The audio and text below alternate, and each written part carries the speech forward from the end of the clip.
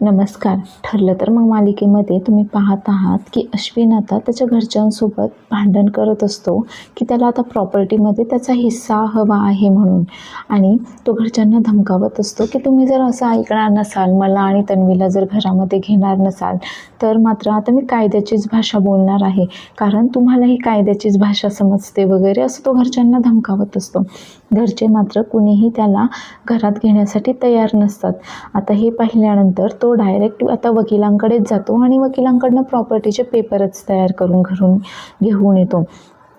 तर आता ते पेपर जे असतात ते तो आता प्रतापसमोर पकडतो आणि बोलतो की प्रताप सुभेदार, तुम्ही आता या पेपर्सवर मुकाट्याने सह्या करा आणि मला माझा जो काही हक्क आहे, जो काही अधिकार आहे माझा या प्रॉपर्टीमध्ये, तो मला माझा देऊन टाका. म्हणजे आपण आपल्या आपल्या मार्गाने जाण्यासाठी मोकळे आहोत.